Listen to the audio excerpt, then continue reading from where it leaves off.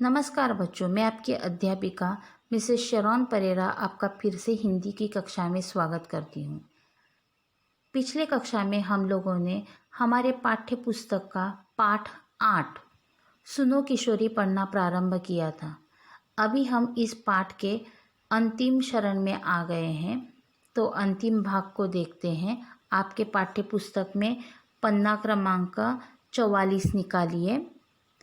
इससे पहले हम लोगों ने देखा कि लेखिका ने अपनी सुपुत्री सुगंधा को अपनी सहेली रचना को समझाने के लिए बताया कि अगर आप जो भी कुछ कार्य कर रहे हैं या जो भी कर्तव्य करने जा रहे हैं वो गलत है, और इसलिए उस गलती से बाहर निकलने के लिए लेखिका अपनी पुत्री सुगंधा को बताती है कि किस प्रकार वह रचना को समझाए। क्यों? क्योंकि किशोरवयीन बच्चे जो रहते हैं वो जल्दबाजी में बहुत बड़ी बड़ी गलतियां कर देते हैं, और उन्होंने की हुई गलतियां वह अपने जीवन में कभी भी भूल नहीं पाते। इसलिए लेखिका किशोरवयीन बच्चियों को या लड़कियों को समझाते हुए एक अच्छी मार्गदर्शिका बनकर उन्हें बताती है कि अपने जीवन में आने वाली समस्याओं का समाधान किस प्रकार किया जाए। किशोरवयीन बच्चों को अपने माँ बाप से ज़्यादा खुल के बात करना ज़रूरी है। हम लोग पाश्चिमात्य संस्कृति का अनुकरण करते हैं, लेकिन देखा जाए तो पाश्चिमात्य संस्कृति में माँ बाप अपने बच्चों को जो भी कुछ सही गलत है उसके बारे में पूरी जानकारी देते हैं। उन्हें शारीरिक, मानसिक और भावनिक इन सभी बातों का ज्ञान विद्यालय में, घर में, समाज से मिल जाता है। इसलिए वहाँ के बच्चे जो है वो पूरी तरह से आत्मनिर्भर रहते हैं। हम भारत देश में रहते हैं और भारत देश में हम इन बातों के बारे में कभी भी खुल के बात नहीं करते। अगर कोई बच्चा अपने माँ से खुलकर बात करना चाहता है तो माँ उसे डांटकर उस विषय को बदल देती है या उस विषय के बारे में बोलना बंद हो जाते हैं। तो इसीलिए अगर आप अपने बच्चों के साथ खुलकर बात करेंगे, उनमें उनके शरीर में होने वाले बदलाव, उनकी मानसिकता, उनकी भावनिकता को जानेंगे, तो शायद से किशोरवयीन बच्चे जो है उनको कोई भी चीज़ का सामना करने के लिए अपने परिवार का सहाय मिलेगा। इसलिए लेखिका इन किशोरवयीन बच्चों को बताती है। मैं आपके पाठ्य पुस्तक में आपका पाठ का अंतिम चरण पढ़ती हूँ, कृपया ध्यान दीजिए। एक शुभचिंतक सहेली के नाते ऐसे समय तुम्हें उसे इसलिए अकेली नहीं छोड़ देना है कि वह तुम्हारी बात नहीं सुनती या तुम्हारी बात का बुरा मानती है। तुम साथ छोड़ दोगी तो वह और टूट जाएगी। अकेली पड़कर वह उधर ही जाने के लिए कदम बढ़ा लेगी जिधर जाने से तुम उसे रोकना चाहती हो। यहीं पर तुम्हारे धैर्य और संयम की परीक्षा है। अगर ज़रूरी समझो तो सहेली के कथित दोस्त या प्रेमी लड़के से भी किसी तरह बात कर सकती हो। उसकी मंशा जानकर उससे अपनी सहेली को अवगत करा सकती हो या आगाह कर सकती हो। यदि तुम्हें लगे कि लड़का निर्दोष है, निश्चल है, उस अपने प्यार में सच्चा या अड़िग लगता है, तो दोनों को पढ़ाई के अंत तक परीक्षा करने और तब तक केवल दोस्त बने रहने का परामर्श दे सकती हो। पर यहाँ भी तुम्हें सतर्कता बरतनी है। रचना को विश्वास में लेकर दोस्ती के दौरान उससे कोई गलत काम न उठने का वायदा लेना होगा, वरना दूसरों की आग बुझते अपने हाथ जला लेना कोई अनहोनी या असंभव बात नहीं। इसलिए मैंने कहा है, यह तुम्हारी सूझबूझ की भी परीक्षा है। और एक बात यह मत समझना कि सलाह केवल तुम बेटी हो इसलिए दी जा रही है। यही सलाह कोई भी माँ अपने पुत्र को भी देगी। ये बातें बेटा बेटी के लिए समान रूप से लागू होती है। मैं इसके परिमाण की परीक्षा करूँगी। अगले पत्र में जानकारी दोगी ना तुम्हारी माँ। सुनो किशोरी पत्र संग्रह से।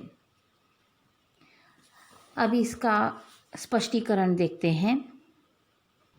लेखिका अपनी लड़की सुगंधा की सहेली रचना को समझाने की प्रेरणा सुगंधा को देती है।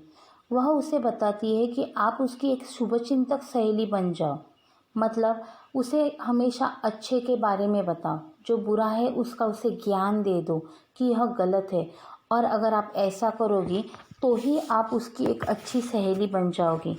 अगर आप उसका साथ बीच में ही छोड़ दोगी तो शायद से वो अकेली रह जाएगी और गलत काम करने के लिए आगे बढ़ जाएगी। जब उसके पास से कुछ गलती हो जाएगी तो आपको भी बहुत बुरा लगेगा। क्यों? क्योंकि अगर मैंने उसे समझाया होता तो शायद से मेरी दोस्त है, उससे हाथ से यह गलती न हो जाती। और अगर आप उसे हमेशा अच्छा बुरा गलत सही की जानकारी दोगी तो शायद से आपकी सहेली रचना जो है वो अकेली नहीं पड़ेगी, उसे अपने दोस्त का साथ है, इसलिए वह धैर्यवान बनेगी। और इसी दौरान आपको आपके धैर्य और संयम की भी परीक्षा लेनी पड़ेगी। क्यों? क्योंकि आपको शांति से उसको समझाना है, संयम रखकर उसे बताना है ताकि वो कोई गलत काम ना कर सके। लेखिका अपनी लड़की को यह भी बता रही कि इसी दौरान रचना जिस लड़के से प्यार करती है या जिस लड़के को चाहती है उस लड़के से भी आप दोस्ती कर लो और उस लड़के के बारे में देखो कि वह लड़का सच में निर्दोष है क्या, वो सच में निश्चल है क्या, और वह सच में मेरी सहेली रचना से प्यार करता है क्या। अगर वह सच में मेरी सहेली रचना से प्यार करता है तो आप उन दोनों को बता सकती है कि जब तक परीक्षा नहीं होती तब तक आप दोनों एक अच्छे दोस्त की तरह रहो, और उस दोस्त की तरह रहते समय आप हमेशा उनके साथ रहेगी, नहीं तो उनके हाथ से कोई गलत काम ना उठे। और यह काम करते समय आपको बहुत ज़्यादा सतर्कता भी बरतनी पड़ेगी, ऐसा लेखिका अपनी लड़की को कहती है। क्यों? क्योंकि रचना को विश्वास में लेकर आपको उसको बताना पड़ेगा कि आप दोनों अच्छे दोस्त हो। इस दौरान आप कोई भी गलत काम नहीं करोगे या गलत काम करने का गलत काम न करने का उसके पास से वायदा लोगे। क्यों? क्योंकि कभी कभी अच्छी दोस्ती में यह बहक कर कुछ गलत काम ना कर दे। और इसी दौरान आप उसे यह समझाओगे कि किस प्रकार आप दोनों अच्छे दोस्त बनकर आपकी पढ़ाई पूरी कर कर एक दूसरे को समझ सकते हो, और एक दूसरे को ज़्यादा से ज़्यादा समझने के लिए आपको समय भी मिल जाएगा। और जब आप एक दूसरे को समझ लोगे तब आगे चलकर जीवन में कोई भी फैसला लेने के लिए आपको कोई भी कठिनाइयाँ नहीं होगी। और अपनी लेखिका अपनी लड़की को कह रही है कि अपनी सहेली को बताओ, जब तक आपकी शिक्षा पूर्ण नहीं हो जाती, आपकी परीक्षा नहीं हो जाती, तब तक आप दोनों एक अच्छे दोस्त बनकर ही रहोगे। और लेखिका बाद में यह भी बताती है कि यह जो सलाह है वो सिर्फ लड़की होने के नाते या रचना के लिए ही नहीं है, यह सलाह दुनिया के हर एक किशोरवयीन लड़का और लड़की के लिए है, कि जो हर एक माँ उन्हें बताना चाहती है कि आप जीवन में आपको आज़ादी दी है, उस आज़ादी का सही इस्तेमाल करो। आपको कुटुंब में जो स्वातंत्र्य मिल रहा है, जिसकी वजह से आप आराम से पढ़ रहे हो, उस स्वातंत्र्य का गलत इस्तेमाल मत करना। अगर आप सही दायरे में रहकर अपनी पढ़ाई पूर्ण करोगे और पढ़ाई पूर्ण करने के बाद अपने जीवन में आपको जो अच्छा लगता है उसका आप स्वीकार करोगे तो वो आपके लिए बहुत ज़्यादा आनंददायी रहेगा। इसलिए आपको जो भी अच्छा लगता है उस व्यक्ति को ज़रूर बताना कि आप मुझे अच्छे लगते हो, लेकिन आप मेरे परीक्षा ख़त्म होने के बाद अगर मुझे मिलोगे तब तक मेरे मन में आपके बारे में वही धारणा या वही भावना रहेगी, तो मैं आपका स्वीकार ज़रूर करूँगा। तो लेखिका अपनी लड़की के द्वारा यह बताती है कि अपने जीवन में अपने अधिकारों के लिए ज़रूर लड़ो, अपने अधिकारों को समझो।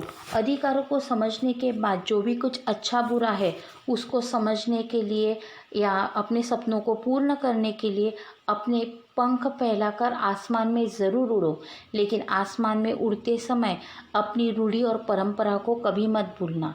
अगर रूढ़ियाँ गलत है तो उसका स्वीकार मत करो, लेकिन अपनी परंपराओं को कभी मत छोड़ना। अपनी परंपराओं के लिए ज़्यादा से ज़्यादा जानकारी अपने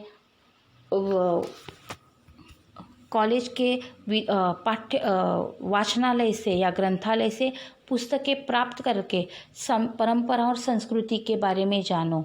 पाश्चिमात्य संस्कृति हमें अच्छी लगती है, लेकिन उसको जानकर अपनी परंपरा को समझना भी उतना ही ज़रूरी है। आगे चल के लेखिका अपनी लड़की की सहेली रचना के बारे में बताती है कि जिसने अभी अभी कॉलेज में एडमिशन लिया है, लेकिन कॉलेज में जाने के बाद, प्रवेश मिलने के बाद उसे एक लड़का अच्छा लगने लगता है। वह उस लड़के के बारे में सोचती है। वह कहती है कि जीवन में क्रांति करना ज़रूरी है, लेकिन कभी कभी जल्दी की हुई क्रांति से असफलता प्राप्त होती है। इसके लिए किसी भी चीज़ को करने के लिए समय दे दो। अगर आप समय देकर उस लड़के को जानोगे तो आपको उसकी अच्छाई और बुराई के बारे में पता चलेगा। आप जो भी कुछ चाहते हैं उसके बारे में अपने माँ बाप के साथ, अपने बड़े भाई बहन के साथ खुल के बात करो। जो भी कुछ आपको आज़ादी दी गई है उसके बारे में अगर आप अपने परिवार के लोगों के साथ बात करोगे तो शायद से वह आपको अच्छा बुरे का ज्ञान देंगे। बाद में लेखिका यह भी बताती है कि अगर आप अपने परिवार में किसी के साथ खुल के बात करने से डरते हैं तो आपकी जो सबसे नज़दीकी सहेली है उसके साथ बात करो। और लेखिका अपनी लड़की को यह भी बताती है कि अपनी अगर सहेली गलत काम कर रही है तो उसको रोकने का काम या उसको समझाने का काम सहेली होने के नाते तुम्हारे ऊपर है। इसलिए धैर्य और संयम के साथ अपनी सहेलियों को समझाना भी ज़रूरी है। उसे यह बताना कि जब तक आपकी पढ़ाई पूर्ण नहीं होती, आपको जो लड़का अच्छा लगता है उसके साथ दोस्त बनकर संयम के साथ या कोई भी गलत काम किए बगैर यह वादा देकर करो कि वह कोई भी गलत काम न करे। और जब उसकी पढ़ाई पूर्ण हो जाएगी तो वह उस लड़के के बारे में सोच सकती है। हमारे भारत देश में हर एक माँ की, हर एक पिता की यह जिम्मेदारी है कि वह अपने लड़के और लड़की को, अपने बेटे और बेटी को अपने जीवन में या किशोरी वयीन होने वाले हर एक बदलाव के बारे में खुल के बात करें। और जब वह अपने बच्चों को समझाएंगे, खुलकर उनके साथ बात करेंगे, तो अपने बच्चे जो है वो अपने माँ बाप से दूर न रहकर उनके और ज़्यादा नज़दीक आएंगे और उनमें नज़दीकियाँ भी बढ़ेगी। जिस प्रकार लेखिका और उनकी बेटी सुगंधा के अंदर नज़दीकियाँ है उस प्रकार। और बाद में लेखिका अपने बेटी को बोलती है कि आपकी सहेली के साथ बाद में क्या हुआ उसके बारे में मुझे ज़रूर बताना। और यहाँ तक ही हम लोग अपना पाठ पूर्ण करते हैं। सो बच्चों, मुझे आशा है कि सुनो किशोरी यह पाठ पढ़ने के बाद आपको भी अपने जीवन में बदलाव लाने के लिए, या अगर आप कोई अच्छा काम करने जा रहे हैं या आपको कोई अच्छा लगता है और उसके बारे में आप किसी के साथ बोलने से डरते हैं, तो आप अपनी माँ, अपने बड़े भाई बहन, आपके शिक्षकों के साथ खुलकर बात कर सकते हैं। वो आपको ज़रूर योग्य राह बताएंगे। धन्यवाद।